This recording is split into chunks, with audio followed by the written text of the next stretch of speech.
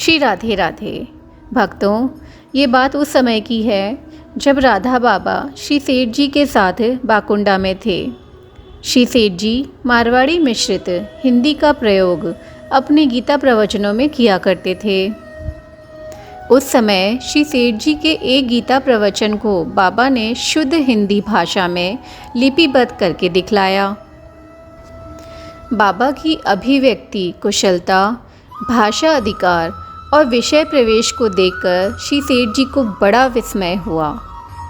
बस तभी यह तय हो गया कि श्रीमद् भगवद गीता की टीका लिखी जानी चाहिए और यह भी तय हो गया कि यह टीका लिखने के कार्य का आरंभ गोरखपुर में होगा।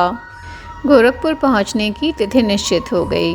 अचानक श्री सेठ जी को कहीं जाना पड़ गया, अतएव राधा बाबा अकेले ही गोरखपुर के लिए रवाना हो गए। बाबा गोरखपुर के रेलवे स्टेशन पर उतरे। 2 रात और 1 दिन की रेल यात्रा में बाबा को निराहार रहना पड़ा। रेल यात्रा के समय बाबा ने किसी से भी भिक्षा के लिए याचना नहीं की। किसी को भी भिक्षा के लिए बाबा ने कुछ भी नहीं कहा। आहार के बिना बड़ी कमजोरी सी लग रही थी। स्टेशन से बाहर आकर बाबा ने गीता प्रेस का मार्ग पूछा और स्टेशन से दूरी पूछी। स्टेशन से गीता प्रेस 3 मील की दूरी पर था। लगभग 3 मील की दूरी की बात सुनकर बाबा को इतना लंबा मार्ग तय करना बड़ा भारी लगा।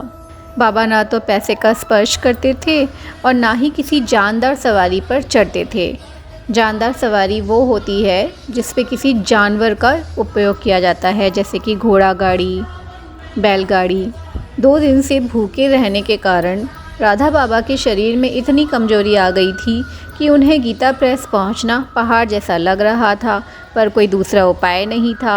अतएव बाबा ने थोड़ी दूर चलते, फिर थक कर बैठ जाते। इस प्रकार राधा बाबा ने रेलवे स्टेशन से गीता प्रेस की 3 मील की दूरी 2.5 से 3 घंटे में पूरी करी। गीता प्रेस के द्वार पर पंडित श्री लादू राम जी शर्मा मिले। बाबा ने उनसे पूछा, क्या यहाँ श्री सेठ जी आ गए हैं? श्री शर्मा जी ने कहा, सेठ जी आने वाले थे पर अभी तक नहीं आए हैं, हो सकता है 1-2 दिन में आ जाएं। तब राधा बाबा ने शर्मा जी से पूछा, क्या हनुमान प्रसाद पोदार जी हैं? श्री शर्मा जी ने बतलाया, वे तो गोरखपुर में ही हैं, पर वे गीता वाटिका में हैं। बाबा ने पूछा, वाटिका कहाँ पर है और यहाँ से कितनी दूर है? शर्मा जी बोले, यहाँ से 3 मील।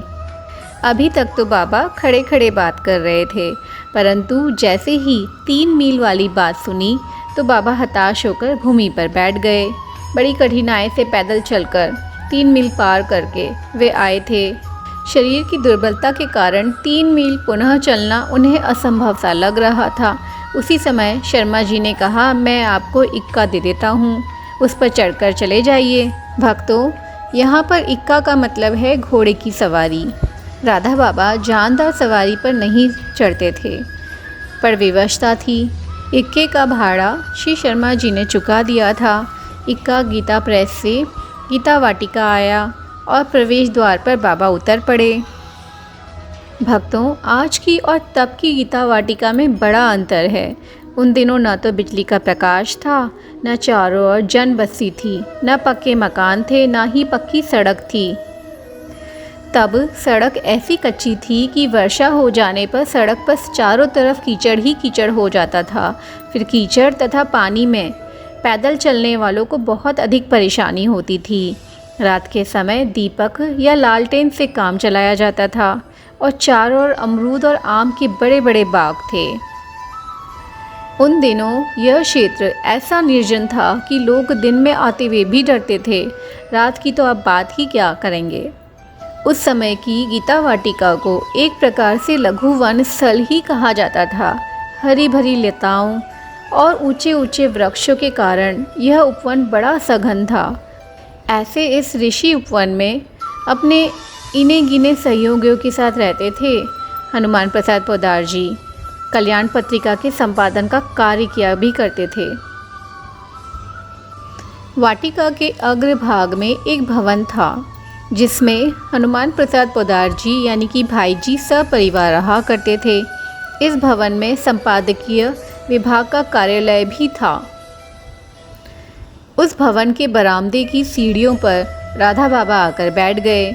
इन्हीं दिनों गीता वाटिका में 1 वर्ष का अखंड हरि नाम संकीर्तन चल रहा था। संकीर्तन पंडाल में भाई जी रेशमी चादर ओढ़े हुए हाथों से ताली बजा बजा कर कीर्तन कर रहे थे। श्री दूलीचंद जी ने आकर भाई जी से कहा कि एक दुबले पतले युवक सन्यासी आए हैं और आपको पूछ रहे हैं। भाई जी संकीर्तन पंडाल से चल पड़े और राधा बाबा के पास आए। बाबा तो दृष्टि नीची करे हुए बैठे हुए थे। तभी भाई जी ने अपने दोनों हाथों से बाबा के दोनों चरण छू लिए और उन्हें प्रणाम किया। उस प्रणाम ने चमत्कारी परिणाम उपस्थित कर दिया। प्रणाम करते समय भाई जी ने बाबा के चरणों का स्पर्श किया था। उस स्पर्श का प्रभाव सर्वथा दिव्य, सर्वथा लोकोत्तर था। भाई जी की उंगलियों का स्पर्श पाते ही राधा बाबा की परिणति निर्वाकारवादी से साकारवादी के रूप में हो गई। गोरखपुर आने से पहले राधा बाबा का श्री सेठ जी से 14-15 दिन तक का शास्त्रार्थ हुआ था। जो कार्य वह शास्त्रार्थ नहीं कर पाया, वही कार्य एक क्षण में इस स्पर्श ने कर दिया था। राधा बाबा कहा करते थे, उस स्पर्श ने तत्काल मेरे अंदर व्रज भाव का संपूर्ण रूप से बीजारोपण कर दिया। न जाने कितनी कितनी उपासना साधना के उपरांत भी जो वस्तु प्राप्त नहीं होती, वह क्षण मात्र में मुझे कैसे प्राप्त हो गई, यह रहस्य बुद्धिगम्य है। बस इतना ही कहा जा सकता है कि साकार उपासना की हृदय वस्तु जो व्रज भाव है, वह ब्रज भाव भाई जी के उस अद्भुत स्पर्श से क्षण मात्र में मेरे अंदर सुस्थापित हो गया। राधा बाबा की दृष्टि भाई जी पर तभी लग गई थी जब वे प्रणाम कर रहे थे। प्रणाम करके भाई जी ने ज्यों ही अपना मस्तक ऊपर उठाया, उनकी दृष्टि राधा बाबा पर ठहर गई। राधा बाबा को भाई जी एकटक देखने लगे। इस अवधि में निशब्द दोनों एक दूसरे को अपलक देखते रहे। देखने के स्थान पर यह कहना चाहिए था कि परस्पर निहारते रहे। ऐसे निहारते रहे मानो कितने युगों से एक दूसरे को जानते हों। राधा बाबा स्वयं को कट्टर वेदांती कहा करते थे, पर अब वे बदल चुके थे। बाहर से उनका गैरिक वस्त्रधारी सन्यासी का वेश ज्यों का त्यों था, पर उनके भीतर अकल्पनीय परिवर्तन हो चुका था। श्री भाई जी ने राधा बाबा से पूछा, क्या आपने भिक्षा की है? राधा बाबा ने तनिक सा मुस्कुरा दिया। भाई जी तुरंत समझ गए कि बाबा ने भिक्षा नहीं की है। भाई जी उसी समय घर के भीतर गए, थाल में फलाहारी वस्तुएं लेकर बाबा के पास आए। तब राधा बाबा ने कहा, मैं पहले स्नान करना चाहता हूँ। भाई जी ने तत्काल स्नान की व्यवस्था की। स्नान के उपरांत राधा बाबा को भाई जी ने भिक्षा कराई।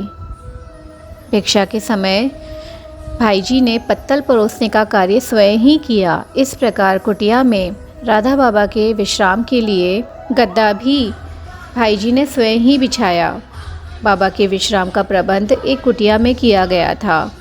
राधा बाबा स्वयं देख रहे थे कि भाई जी द्वारा किए गए अतिथि संस्कार और संत सेवा के भाव और चाव, और उसे देख देख करके बाबा को बड़ा विस्मय हो रहा था।